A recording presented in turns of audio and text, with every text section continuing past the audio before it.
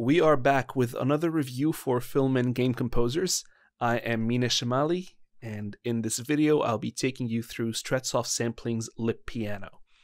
So this is Strezov Sampling's second offering in the realm of sample pianos, the first being the Belarus piano, which was a smaller library, and the team have since taken what they've learned and expanded upon it to present us with this new sampling adventure.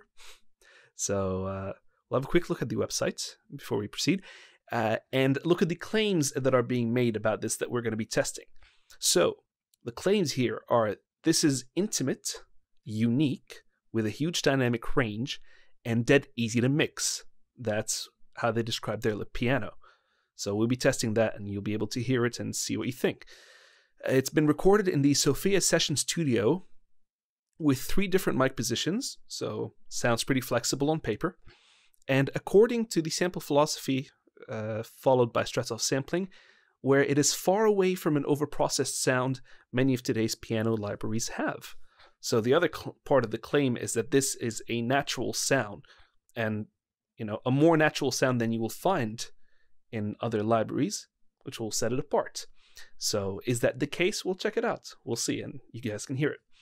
It is being offered for $90 US, which is pretty much on par, give or take, with other sampled pianos on the market.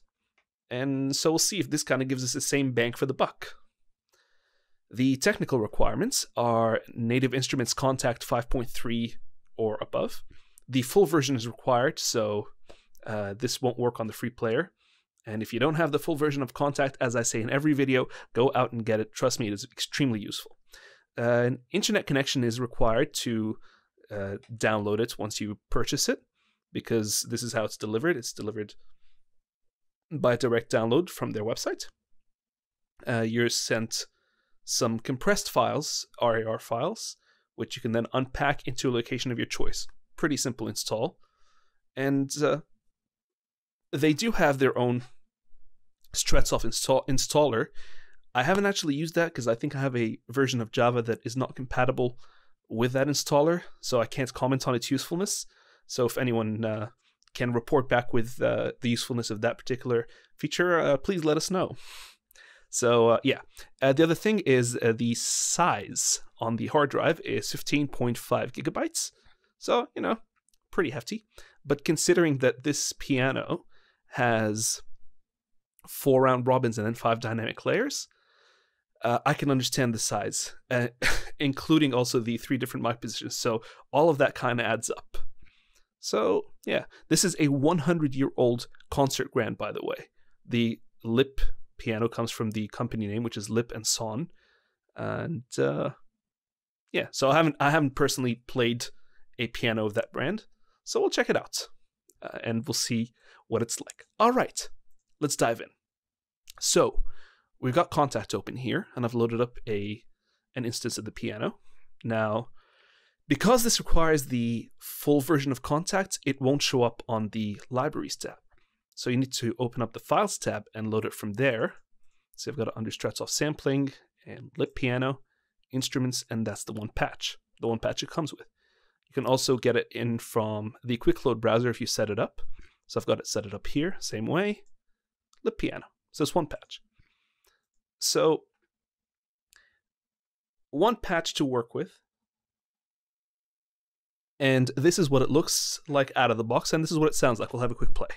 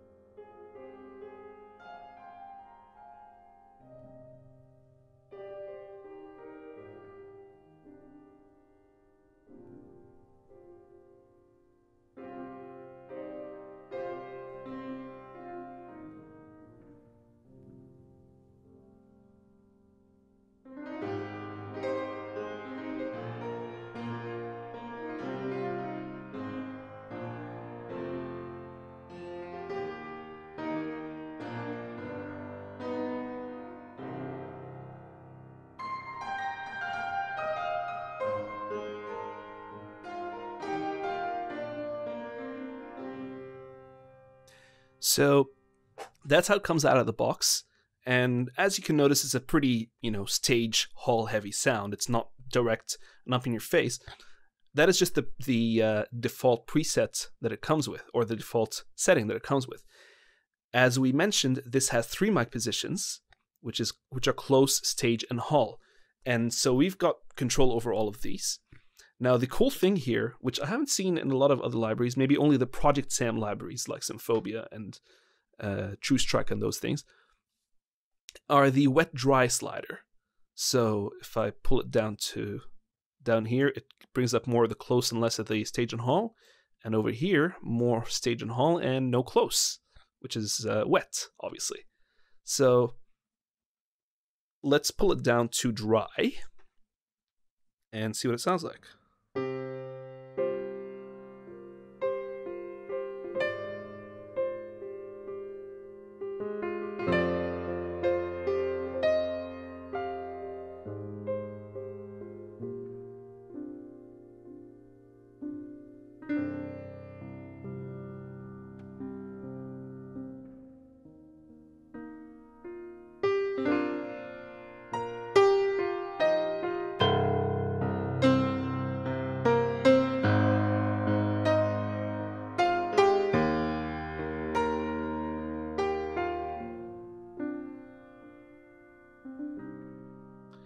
So as you can see, that is indeed a huge dynamic range, and it still sounds intimate when you get it up close.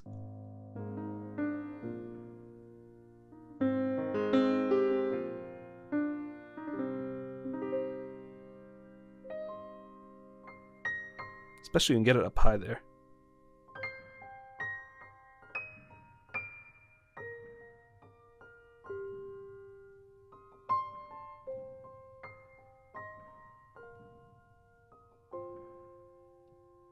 So that is really pretty intimate. So, I think they deliver on the intimate. They deliver on the huge dynamic range.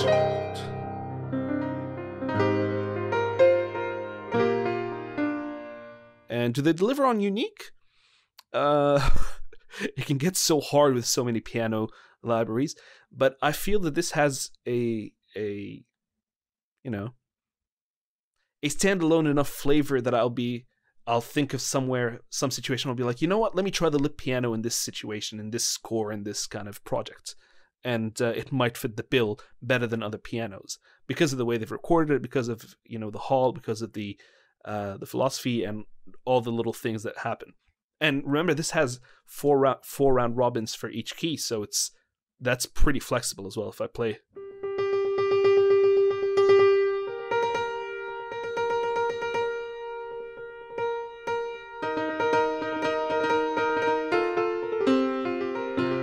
Maybe not a lot of piano libraries come with round robins, so this is definitely a huge step, especially if you play stuff like this.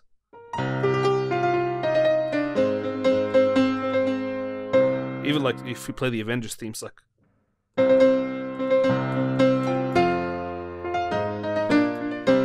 stuff like that. So yeah, I butchered that. I'm sorry, Alan Silvestri.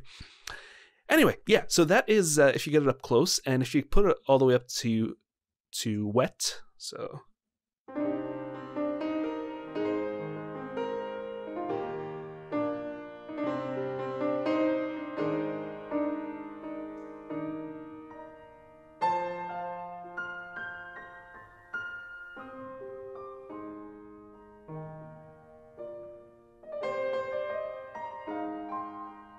So it's a really nice kind of stagey sound. Now, if we ignore the wet-dry slider, actually, a cool thing is you have MIDI Learn here. So if I click this and say I want to use the mod wheel, CC1, to control the wet-dry slider, I can. So I'll just move the mod wheel, and here we go. The mod wheel is now controlling the wet-dry slider. I don't know if there's a way to cancel that. Maybe I should have read the manual a lot more closely. But I didn't see anything about canceling it. So if I wanted to control something else with CC1, I wouldn't know how to cancel that. So in the interest of canceling that, let me just reload the patch. So yeah, if we just bring it up and we'll just have a look at each mic position individually. So we got just the close up.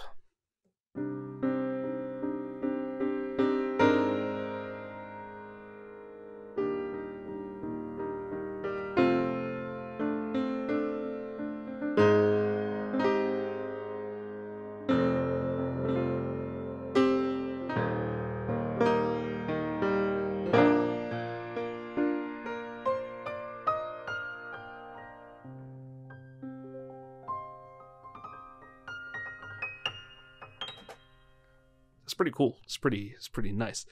Now we'll bring up the stage.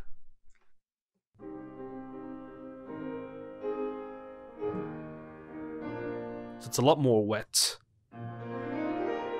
but it doesn't have an overwhelming reverb tail. So there's a lot of early reflections.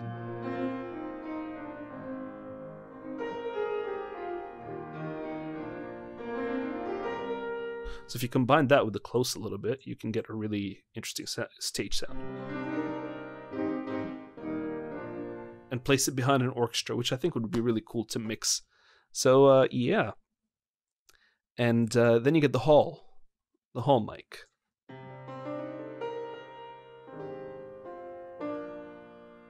Curiously enough, I would have thought this would have had a lot more of a room sound, but it doesn't. It seems like a really good blend between a dry signal and a dry close signal and a far signal. Like there's depth, but there's also definition. A lot more definition than the stage mic, I'd say. Like this just sounds like you've set a mic, somewhere further away from the piano. Whereas this just sounds a lot more natural, the hall. A lot more of a natural room sound.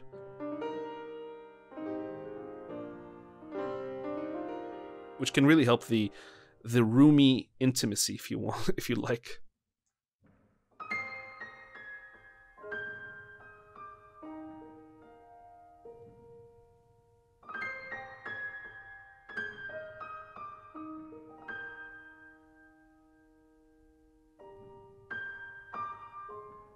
So if you compare that to the close mic, come on.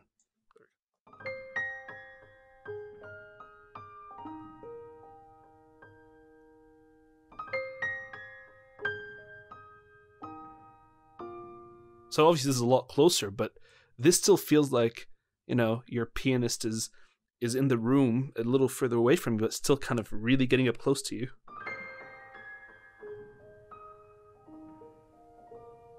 A lot more than the stage mic, I'll tell you that.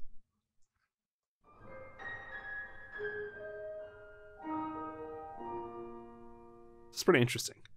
And, of course, it's very flexible, so if I wanted, want to get the close up, but give it some depth, and then...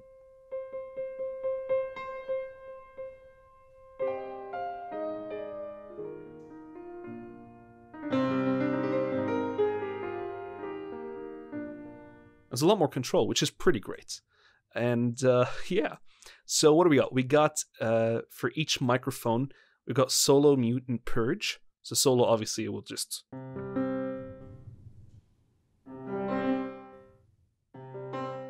And then mute is the opposite, obviously.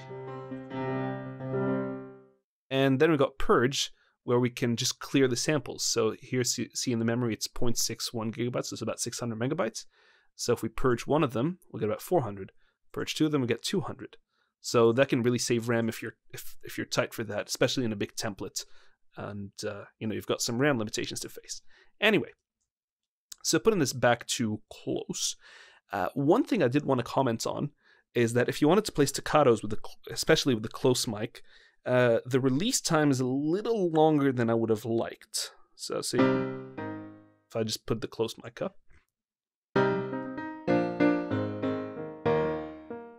You can really play some really sharp staccatos.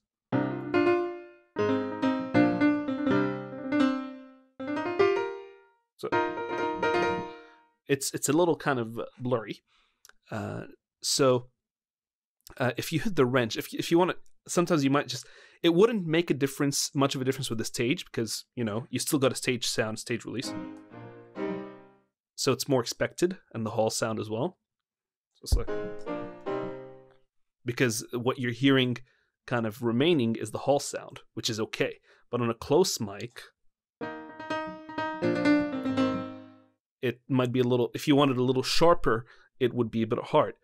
You can tweak the release time if you hit the wrench here, and this is why you need the full version of Kontakt, so you can do stuff like this.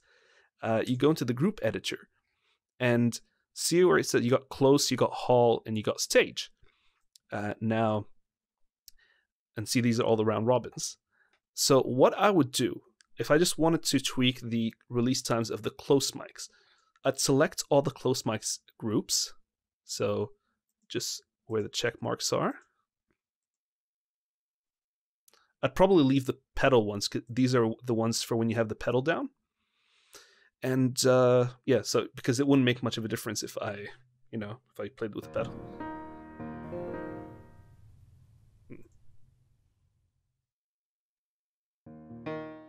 Anyway, yeah, it wouldn't make much of a difference if I played with the pedal down. I'm not sure what happened with that noise there. And yeah, so I'll select them, and over here, see where modulation is. We'll push the release time down. See, it's about 800 milliseconds now. So I might put that down a little bit, so I get some sharper staccatos on that close mic.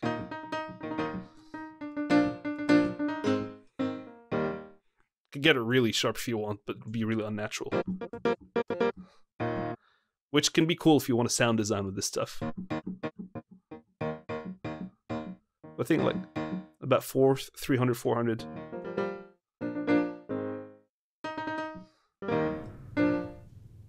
I'm not sure why the pedals are louder when I do this. If I come back here, okay, the pedal noise thing kind of goes out of whack sometimes when you're playing with the mic balance. But all you need to do is kind of just press that, and we were going to look at that. Press the pedal noise button, and I'll just reset it, because sometimes it just turns it way up when the mics are out of balance. I think that's a bit of a bug, so I'll talk to the Strezov guys about maybe checking the script on that. So yeah, so that's a way to tweak the release times. And if you put in a bit of the stage sound or the hall sound, then you get the sharper release of the staccatos, with the rest of the room sound kind of ringing out from those staccatos. Which is pretty cool. Anyway, I'll just reset that to what it was. You can save a different preset if you'd like. Just make sure it's a new NKI and not replacing the original, so you don't mess up anything that's already there. So yeah, so let's bring it back to close mic. And the rest of the interface, you got pedal noise, as we were just looking at. So if I just press the pedal on its own, you can hear it. And it's even round robins on the pedals, which is pretty great. If you check this out in the group editor, I'll press the pedal. See, close pedal 1, close pedal 2. Like these are, down, up, down, up. And if I turn it right up, you'll hear it. Well, you can turn it down depending on where you want it. You can have something with no pedal noise. See, pedals, nothing. It helps add to the realism if you need it. Or if you just want to play the pedal sound and mess with that for whatever reason. So yeah. So you got pedal noise. You got stereo spread, which is pretty cool. So right now it's just normal, how it's naturally recorded. If I put it down, it's just mono.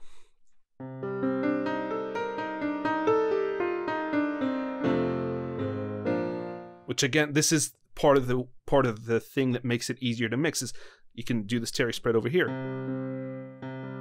and spread it all the way.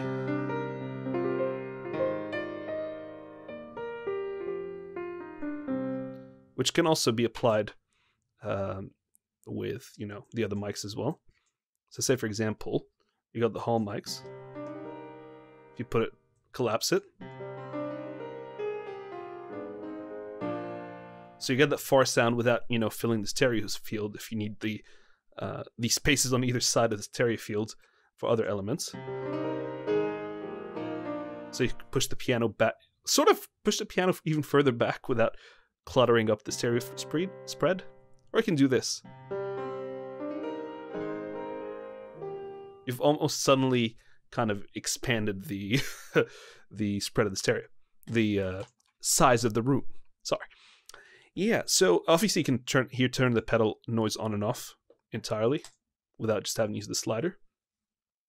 And finally, you've got the low pass filter. So if I just put it back to the close, which is where you'll hear the most of the high frequencies, I'll just pull this back and you hear the low pass filter go. Again, this is something else that makes it easier to mix. So I'll just play this kind of chord over and over and see.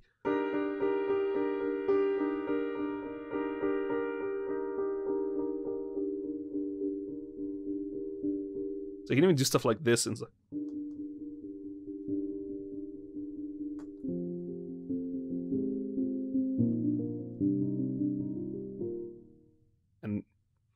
and you know, you can be creative with how you use that filter.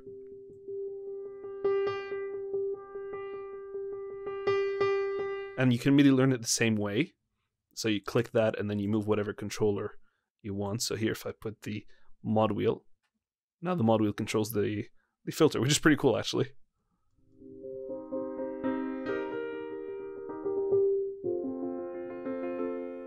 So yeah. And of course you can turn the filter entirely off. So it's now not doing anything. So yeah. Now this can be pretty cool. Say for example, if I just put up the hall.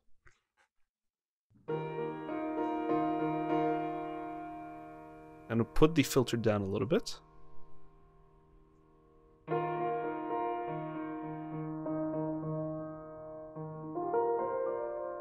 You can sort of even send it further back and sort of further into the realms of dreams.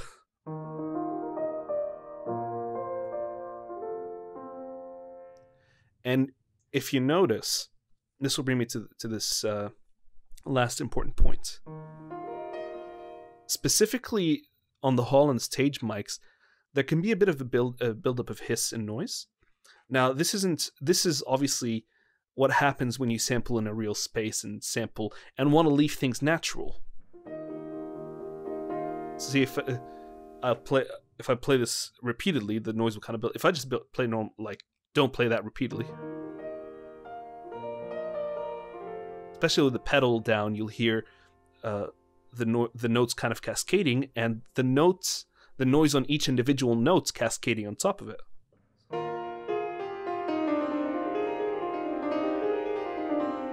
Which is fine. It is an element that comes with the territory, and you know, I spoke to the Strezov guys about it, and you know what they thought, and this is part of their philosophy, is that if you start taking away from the character of the recording before you present it to the user, you know, whatever you take out can't be put back in.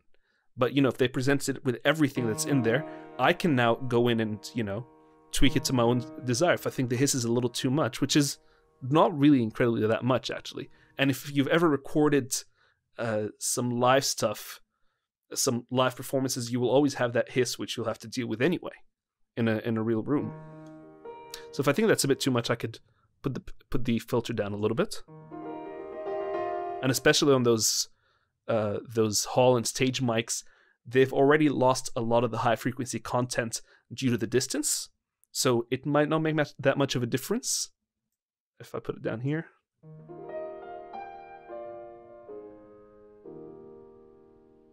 But you can still hear a little remnants of it. Obviously, I can start using equalizers and multiband compressors to try and control the hiss, but that's not what we're going to worry about. If you check out the hall mic, the stage mics,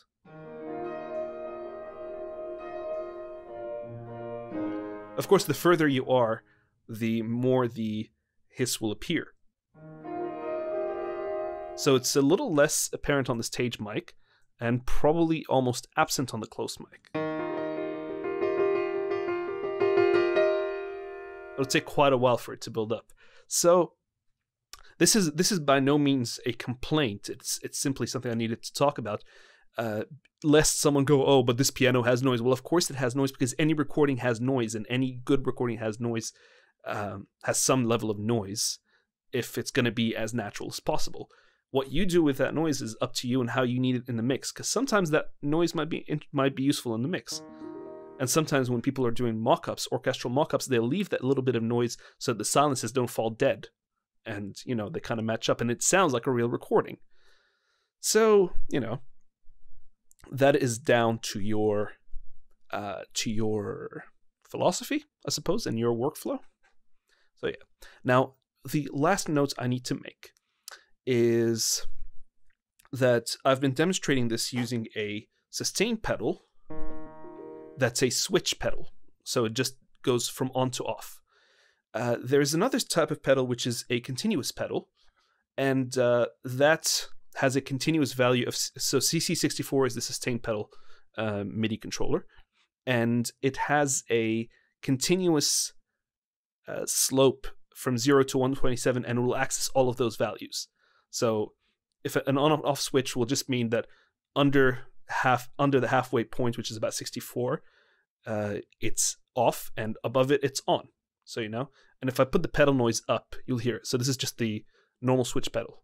Down, up, down, up. This, because some piano libraries use continuous pedals to do some half pedaling tricks and stuff. This is not a feature found in this piano, which is, you know, it's fine. It doesn't bother me that much at all, actually, because I don't really do a lot of half pedaling, because I'm not a crazy piano wizard. However, what I've noticed, and this is not the only piano library that does it, is that with the continuous pedal, there seems to be something not responding well in script, where it'll kind of re-trigger the samples over and over, and will kind of exaggerate the noise. So this is a continuous pedal. So let me, and if I play just the switch pedal, it's a lot less noisy. Just see how much louder it is with, this is the continuous pedal. Okay, and let it hiss. And then this is the normal pedal. This is the switch pedal. It's a lot lower. And when I've had a look back here, I've realized that if I play the switch pedal, it'll just access down, up, down, up. See the groups that light up. 1, 2, 3, 4.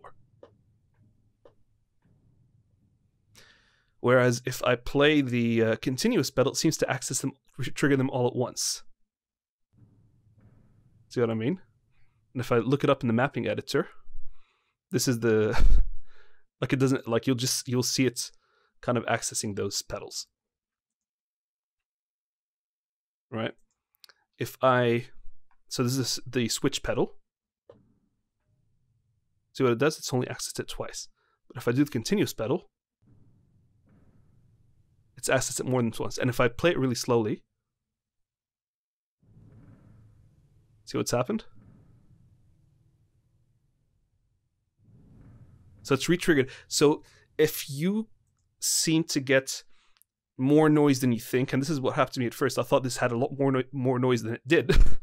It was the continuous pedal being triggered multiple times, which, you know, I don't know the way to fix that, because I've tried, and this might be something locked into the script, which I'm requesting the Strezov team have a look into, if that's okay.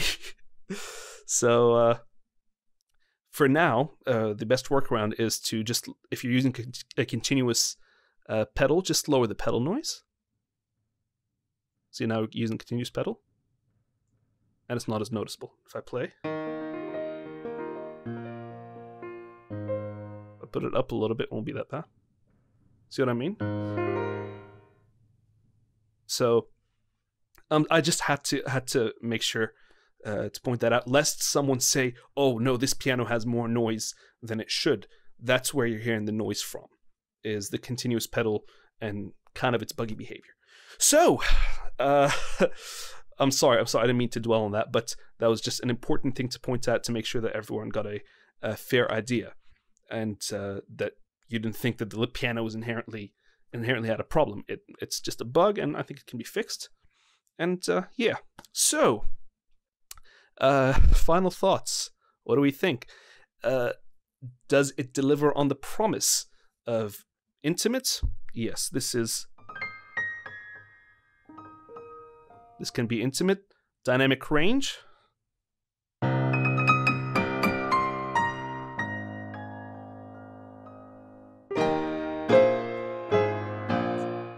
You know, if you can play well. I'm so sorry.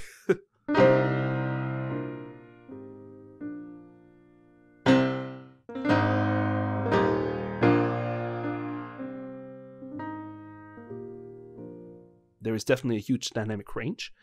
And would it be easy to mix? With all the control you're afforded, from stereo spread to low pass filter to mic control and all the different sounds of mics, you know, it's down to your ability to mix for it.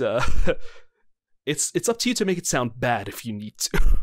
Like, it will inherently sound good, and it's easy enough to mix and place into context when you've got close stage and hall, and you can just mix between them. And that wet dry slider, brilliant idea. I love it. And yeah, does it sound natural? It sounds hella natural. It sounds very natural.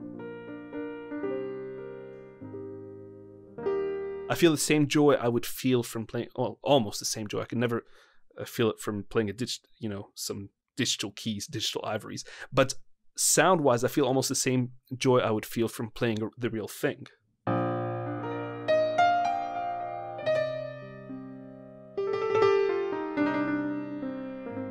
The detail in the sound is beautiful and very pleasing, and it's very useful. It's going to be very useful across a variety of things. You know, if I just play stuff like this,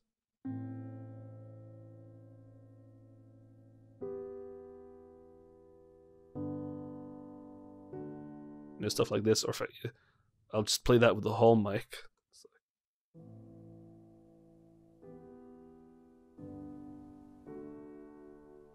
It'll sit really well. Or, you know, if I play some... Oh, God, I'm terrible at classical music.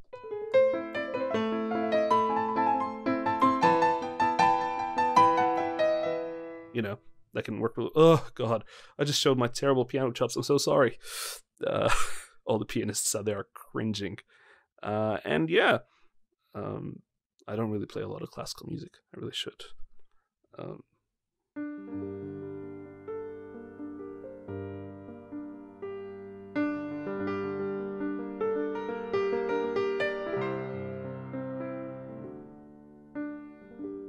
So yeah, and you can do some pretty cool, you know, film scorey stuff.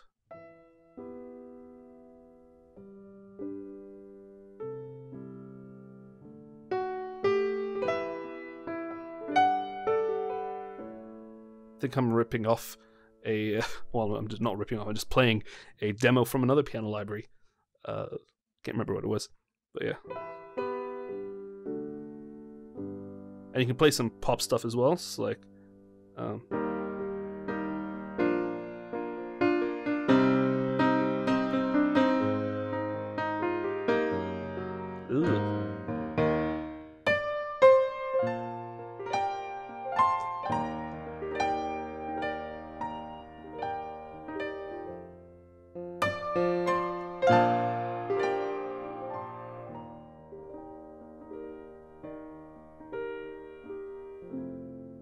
you know, so there's a lot that can be done. It's a very versatile sample library, a very versatile virtual instrument, and you know, I would recommend it. And for the price of $90, I think it delivers quite on par with other piano libraries, and a piano with a unique character. It does have its own character, and the hall that it's sampled in has its own sound, and especially that's reflected in the mic positions.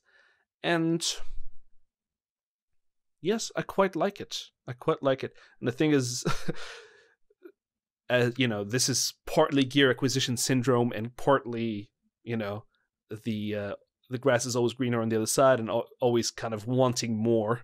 and desiring more and greed and everything, there are never enough pianos. This is why, sampling pianos will almost never go out of business. It's like restaurants for composers. Like, just like food is a necessity, sampled pianos can be a necessity. And with the round robins that have been existed and the 5 dynamic layers, this piano is really kind of offering a lot.